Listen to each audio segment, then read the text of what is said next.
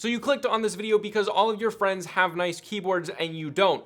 Or more realistically, you have no friends, so you need a new keyboard in a lot of our cases. But then you are met with the question, do I mod a budget keyboard or do I just buy an expensive keyboard to then have a nice keyboard, because then I don't have to mod it and potentially break it? So today we're gonna go over a couple of keyboards, both modded budget ones and already expensive ones, to figure out whether you should just buy an expensive keyboard or mod a budget one. And if you want to check out any of these keyboards, you can click right over there, or there's Amazon links below, but let's get into it. Okay, so here we have 6 keyboards. These are both IQUNIX. This is like the L80 and the LM80 or something like that. Then we have a modded RK61, a Redragon K617, a Royal Kludge RK84. All 3 of these have been modded, and then this one is a very slightly modded, basically no mods, just a foam mod and a band-aid mod. But this is not an expensive keyboard, this is like a budget, almost stock one. So the first thing to check out is the features. These are both $200. That is $200 in total stock form. Now this keyboard is 80 bucks to buy.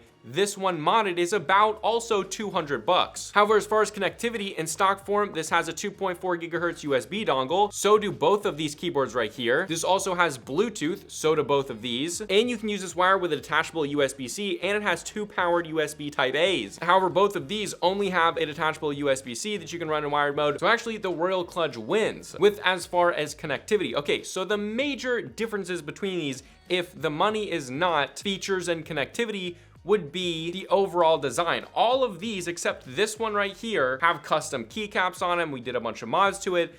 This one right here is in total stock form. You got kind of this cool area up here. This kind of looks like it's a button, but it's not. The function keys kind of slant towards you, which is probably less usable, but it's cool. And it's pretty heavy, although a little bit hollower than I would have liked for 200 bucks. It's got like these cool rails on it. It overall just looks like a polished product. It's got dual stage risers. You know, what's not to love, except that it's a plastic case. It's got PBT keycaps. They are good. They don't feel incredible, but they're pretty good. But I'm rambling. Which one should you buy? Well, there's a few things that this has. Number one, it does not have lube switches on either of this. So these are not lubed at all. Neither of these are lube. However, if you mod your own keyboard, you're probably gonna lube your own switches, so that's an automatic kind of point toward modding your own keyboard, because that's a huge thing. However, you might be like, well, why can't I just do one simple mod to a $200 keyboard and lube the switches? Well, I will say a massive inherent difference between these 2 keyboards and all 4 of these keyboards is the stabilizers. That's one of the hardest parts to get good stock, even in expensive keyboards. Most pre-built keyboards have bad stabilizers, which is arguably one of the most important parts of any keyboard. So let's listen to these.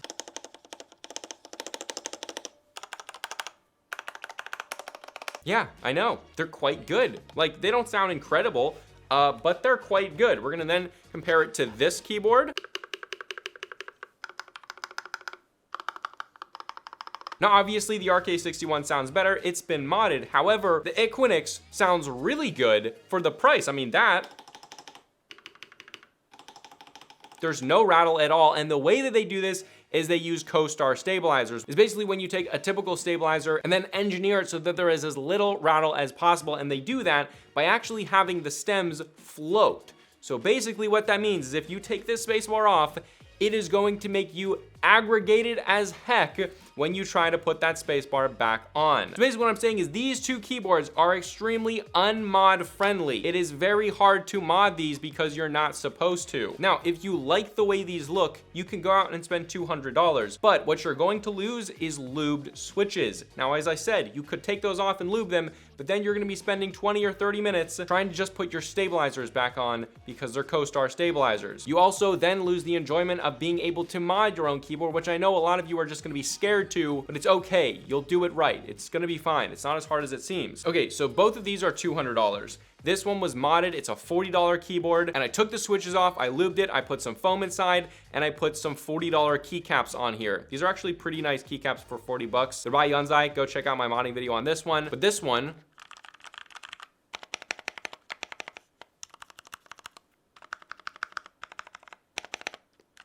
is now worth 80 bucks, maybe 81, 82 bucks. I personally would rather live with this one. It's a more enjoyable typing experience than this one, in my opinion. However, this did only take me, well, like a whole day basically to mod this. You have to take all the switches off, open them up, lube them, put them back in, do all the rest of the mods. It takes about a day. So if your day is worth 200 bucks, then I would go with this one. Or if you're someone that doesn't literally just want to mod your keyboard, then yeah, obviously it's better to buy a more expensive keyboard. However, this is where things change. If we take away the cheap $80 one that has been modded, then that leaves us with these two keyboards, which are about 200 bucks each after being modded, and then these are about $200 each. Now, if we get a sound test of the RK84,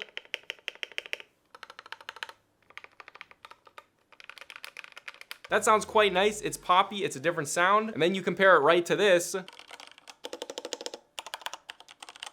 This one definitely doesn't sound bad, but it doesn't sound like this. And the difference is you can actually customize the way you want it to sound by choosing any switch you want and things like that. Whereas this one I think just has Gaterons. However, $200, $200, $200, and then $200. This one is 90 bucks. It comes with these keycaps. It has Akko Jelly Pinks inside of it. Although you have the choice between Akko Jelly Pinks, blues, and reds. Now I've done two mods. I put foam inside of this, and then I put a Band-Aid mod, and that's it. This is how this one sounds.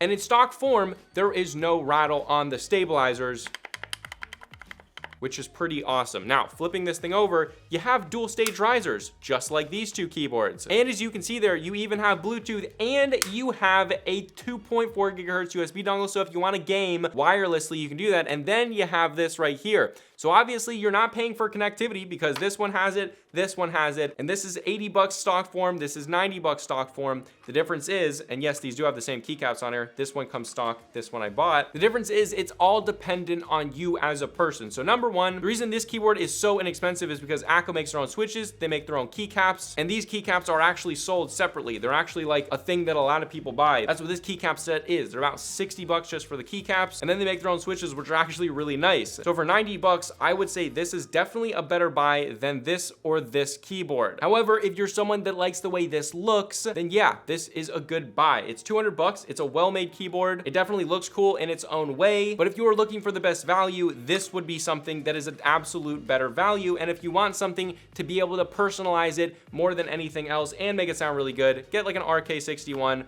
or an RK84, or even just get a $40 keyboard and mod it yourself. So as far as value, what are you looking for? Well, if you do want the most amount of value, don't go for a custom keyboard. That's not really about value, that's about enthusiast grade stuff. If you want really good value, go for something like this. However, if you want the most amount of value possible, you wanna go for something like this, where a company uses their own switches, maybe even uses their own keycaps, and they're good keycaps. None of this matters if everything's bad. Like if they have bad switches and bad keycaps, it's not a good value. But a brand like Akko that actually sells great keycaps, they sell really good switches that are already very competitive in price.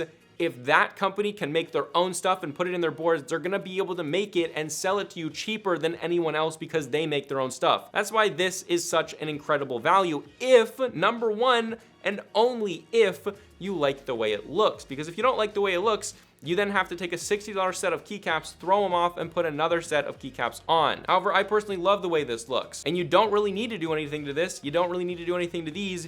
You absolutely need to do stuff to this, and this. Well, actually, this one's pretty good stock, but not even close to these keyboards or any of these. So should you buy an expensive keyboard or should you mod a cheap one?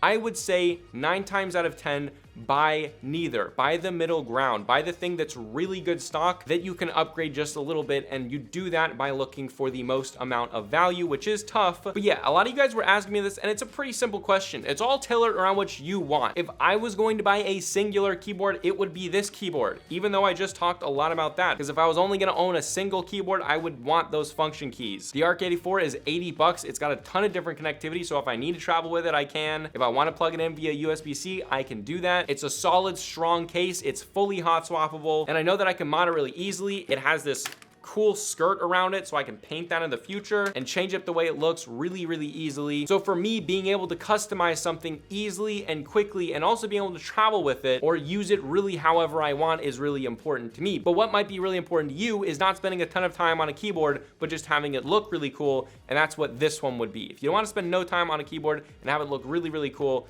that would be this, or it would be this, and this is less than half. This is 80 bucks, 200. But yeah, again, if you want to check out any of these keyboards, I'll have Amazon links below, or you can check over in this corner. But yeah, I hope this kind of helped you ask the question to yourself. It's not really a straight answer. It's a question that you need to ask yourself. What do you use your keyboard for? What do you want to use your keyboard for if money value is really important rather than just spending 300 bucks on a bunch of keyboards? Although I think most of you guys, after getting into keyboards, will probably have a lot more than 6. However, yeah. Anyone who's at the end of the video, comment below how many keyboards you have. Don't write anything else because I want to know that it is you. Just write a number, say 4, 5, 6, 7, 1, 2. I'll know that you watched to the end of the video if you just put one of those numbers down there. So I love you guys if that was you. But yeah, this is a consumer ticker review, and I'll see you guys in the next video.